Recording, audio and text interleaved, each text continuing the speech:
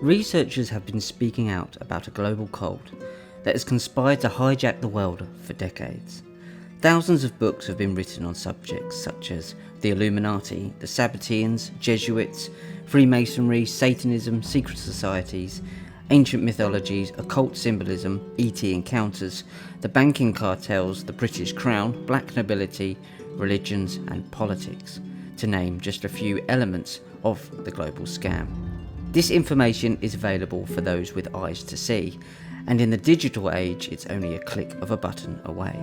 Yet still today, the vast majority of the public refuse to come to terms with the fact that a small group of Satanists control their lives in every way.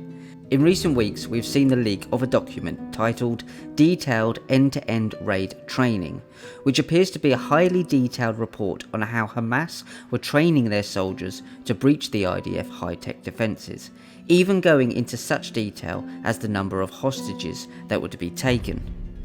The document states that around 200 to 250 hostages would be taken, and on October the 7th, 251 hostages were taken by Hamas. All this information is said to have been readily available to their infamous 8200 unit, yet nothing was done to prepare or inform those on guard.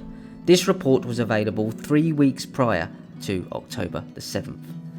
But it seems that no matter how many times those termed conspiracy theorists turn out to be correct, the general public refuse to come to terms with the evidence that conspiracies happen on a daily basis, pushing us towards centralized global control.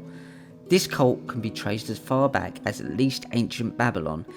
It is the agenda of the Sabbatean banking cartels, the prophecies of the Jesuits, and the mythologies of the upper echelons of the Freemasons, all of which is important to understand. In 2019, the cult stepped out of the shadows with their COVID-19 tyranny, and still the vast majority of the general public refused to admit something sinister was going on. So is it any wonder that those who have been trying to tell you about this global cult for decades are frustrated when they have spent decades laying out the evidence in their work, sometimes at great personal expense and cost? The sad fact seems to be that this satanic cult is being allowed to carry out their globalist agenda. Today I am joined by author and researcher Henry Makow to discuss both his series of books, Illuminati, the Cult That Hijacked the World, and his frustration that this agenda is being allowed to hijack our entire planet and to enslave generations to come.